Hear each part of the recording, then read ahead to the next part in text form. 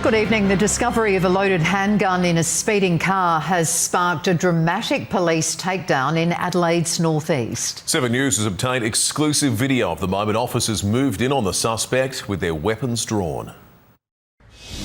Just before midnight at Golden Grove, police confront a suspect who's allegedly got a loaded handgun in his car. Turn around and walk backwards to the sound of my voice. Hands up! The Underdale man slowly walks backwards, hands in the air, claiming his innocence. Keep going! What have I done wrong? Stay there! On to your knees! Now! Local resident Callum Patterson heard the commotion and started recording on his phone as the police demands got louder and louder. Just an unbelievable amount of police outside. They had their tasers pointed at them, the green dots. Finally, the 26-year-old lies down on the road. Police pounce and handcuff him. Don't move! I'm right, please! What have I done wrong? Eventually they sat him up on the curb and said he was under arrest for something about a firearm. When police searched his MG, they allegedly found a loaded handgun, a quantity of drugs and a set of stolen number plates. Police initially stopped the driver on the Grove Way after officers clocked his MG, allegedly travelling at more than 120 kilometres an hour in a 60 zone. It's very dangerous. You don't know what he's going to do. In court this afternoon, the Underdale man was refused bail because he poses a risk to the community. He'll front court again in January. Peter Caldicott, 7 News. Police have slammed the sentence handed to a young woman who spat in the mouth of a female officer. They say her behaviour was disgusting and offensive, and 6 months in jail simply isn't long enough. It was a show of force for one of their own. In January, probationary constable Leah Hannigan was assaulted on Pulteney Street in the line of duty in the most despicable way. She spat into her mouth. 22-year-old Emma Glass, high on meth, threatening self-harm, and while being detained under the Mental Health Act, lashed out. They were not going to arrest them, they were trying to help them. At the time, Glass was serving a suspended sentence for unrelated crimes. Before the hearing had even begun, Glass approached the police officer in the courtroom, telling her she wanted to apologise to her face, acknowledging her conduct was deeply degrading before being ushered away. Oh, she is so sorry. And the drugs, just don't get into drugs. It's the worst thing. So, but she's trying to get her life back. But police maintain with the alarming rise in the number of assaults on frontline officers, 6 months behind bars is not enough for a disgusting and offensive conduct. Adding, when we turn up for work every day, 365 days in a year, we expect the justice system will have our back. Sadly, this does not appear to have happened today. Deanna Williams, 7 News. And police will be taking this further. Rosanna, they've already taken the first step by asking the DPP to intervene. They say this just doesn't pass the pub test, and it comes off the back of a disturbing spike in attacks against police, which includes the recent stabbing of a female officer at Elizabeth East. The sentence handed down this morning is disappointing, and it falls well short of community expectations. Prosecutors have 21 days to lodge that appeal, Will. Thank you, Dee. Explosive new allegations have been made in the Sydney Swans scandal, with a lawyer for the women claiming there were more than just the 5 hotel players in the hotel room. The club and coach deny the claim, as the woman at the centre of the police investigation says she's fighting for justice. Captain and coach, no uniforms, no logos, no sponsors, but plenty of apologies. We take full responsibility and we are deeply sorry. To those women involved, I hope everyone is getting the support they need. Revealing extreme frustration with the 5 stood-down players: Isaac Heaney, Chad Warner, Riley Bice, James Jordan, Nick Blakey. My position is that I fully support the sanctions that have been handed down by the club. We are extremely disappointed at the actions of the players. They denied there was a split, but wouldn't say whether the 5 would ever be welcomed back. Have you spoken to them, Callum? Yes, I have. And how was that conversation? Extremely hard. Extremely hard. How are they going? like people would expect. It was the most difficult press conference of their lives, with the CEO and key squad members supporting. It's been a really hard week for everyone. We're not shying away from that. But as they attempted to make amends, more bombshell allegations in Melbourne. Behaviours that are simply disgusting and not acceptable in this day and age. And I was simply horrified.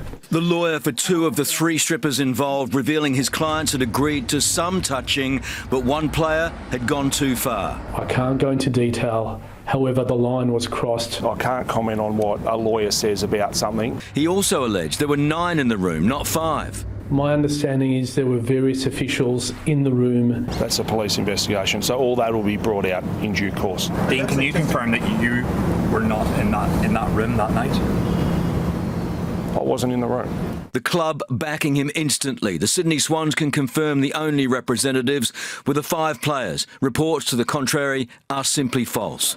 The reality is the saga is far from over. The woman at the centre of the scandal has now spoken out publicly for the first time, saying she now considers this a fight for women's justice and she intends to keep going, while her father has now also spoken exclusively to 7 News, revealing another twist to the events on Monday morning. He claims his daughter suffered an asthma attack in the room as she was performing and was furious with the lack of help. It was lack of response to a medical episode that triggered the event. No assistance provided or care given. Denying she was chasing a payout. She's a strong thing in many ways, but she's very vulnerable now. Anger too from a dad who grabbed a fan photo in the foyer that morning, his 5-year-old daughter with Isaac Heaney. I'm furious that my children were put anywhere near this situation. But from the Swans women's team today, the best way that we can support us in this moment is get to the game on Sunday and hopefully break a record crowd. Revealing they've had none, though, from the so-called Pullman 5, not a call. No, they haven't. As for talk of a boycott this Sunday, from one superfan, that is disgraceful. You come, win, lose or draw, no matter what's happened. Chris Reason, 7 News. There are grave fears for the future of South Australia's beloved little penguins. Wildlife experts have been reduced to tears, warning the deadly bird flu could wipe out Granite Island's colony. It seems like this one that are fast becoming the new normal.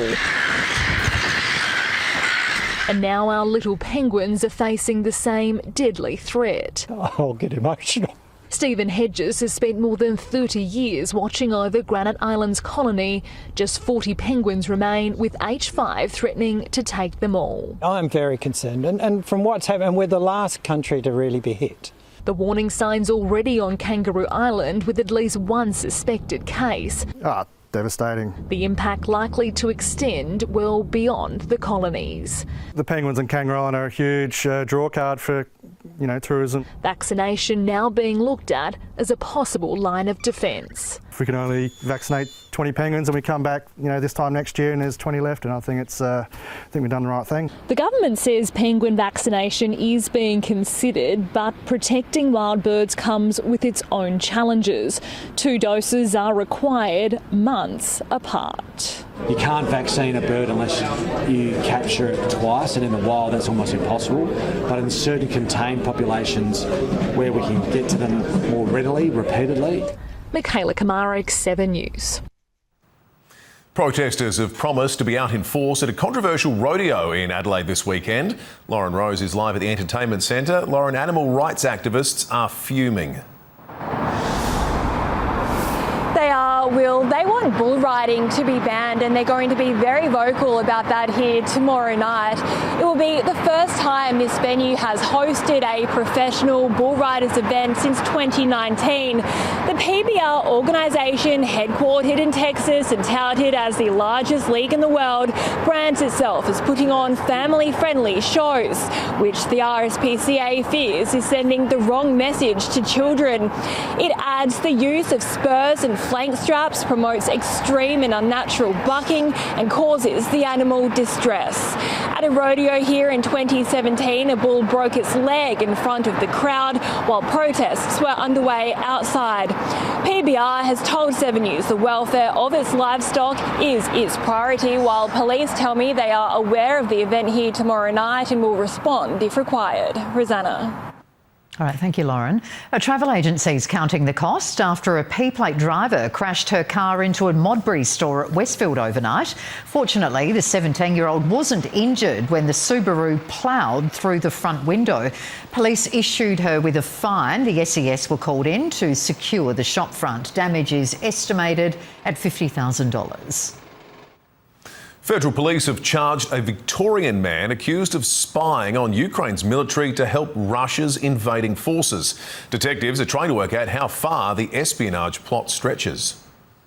Federal police in Brisbane arrest a suspect in an operation they call Woodcreeper and charge him with foreign interference. A number of electronic devices and various items relevant to the investigation were seized. The accused, 27-year-old Russian-born Australian citizen Vladimir Teslov, Victorian resident but arrested in southwest Brisbane, accused of travelling to Russia 2 years ago for military training, later travelling to Ukraine to join its armed forces, then seeking to provide Russia with details of Ukrainian military operations. In Australia, it is alleged the man maintained contact with individuals he believed were connected to Russian intelligence services. I'm very impressed by the work of the AFP. Immediate praise from Ukraine for federal police who began work on the case in June. Intelligence agency ASIO had carriage of the case prior to that. Australia, along with all other democratic countries, is a target for the Russian intelligence. Teslov did not appear nor apply for bail as his matter went to Brisbane's Magistrates Court this afternoon, his lawyer saying little. Is your client a Russian spy? Was he working for Russian intelligence from Australia? Since 2020, federal police and ASIO have charged 8 individuals now with espionage or foreign interference. This is about a very distant war happening in Europe, but with the offence happening right here at home. Federal police say if the accused is convicted, he could face up to 20 years in prison. Tim Lester, 7 News. South Australia's long-awaited proton therapy unit could be revived after fears it'd be lost interstate. Adelaide doctors claim the Victorian proposal is unsuitable for young children, prompting the Federal Health Minister to concede the country may need 2 machines. We're not looking at a question of either a Victorian or a South Australian proton therapy unit, but indeed we might need to look at both of them at the same time. It comes after advocates met with Premier Malinauskas yesterday calling for an end to delays. Cancer patients are still being forced to travel overseas for life-saving treatment. Die-hard Crow supporters are preparing to celebrate one of the club's favourite sons in Taylor Walker's final home and away game against GWS tomorrow night. Adelaide Oval is putting the finishing touches on what promises to be a giant occasion. From West Lakes to Adelaide Oval, fans and family, those big and small, everyone's getting ready to say thanks for everything. He's meant everything to me. Oh, everything. You know, there's probably never going to be another one like him. The Crow's one of a kind is these days one of 5. Wife Ellie and kids Hugo, Louis and Hattie were special guests at training this morning after delivering these special messages. I'm proud of you. You're the best daddy. I love it when you take big dolls and point to us in the stand. You're the best dad in the world. I love you forever and always. Oh, wow. Funny now being a father and you see him grow from just a footy player into the father role model he is now. And seeing what's going on in footy at the moment, role modelling is so important. Stocking up on last-minute merchandise today, Die-Hard fans will be able to get their hands on special edition gear tomorrow night. But it won't hang around for long. Fittingly, the farewell falls in the club's members round. All 85,000 strong have supported the retiring forward religiously. Tony Modra, Rashudo and Taylor Walker. The Holy Trinity. The Crows have planned a special pre-match tribute video and there'll be a few surprises too. It will be a celebration, yeah, if you get a chance get on down. The club has asked supporters to have your game face on nice and early. You should be in your seat at least 15 minutes before the first ball up as a sold-out Adelaide Oval prepares to say thank you, Tex. Loyalty is everything in footy, and we thank him for every single day he's been with us. Yeah, thanks for the memories, Tex. Thanks, mate. Josh Money, 7 News.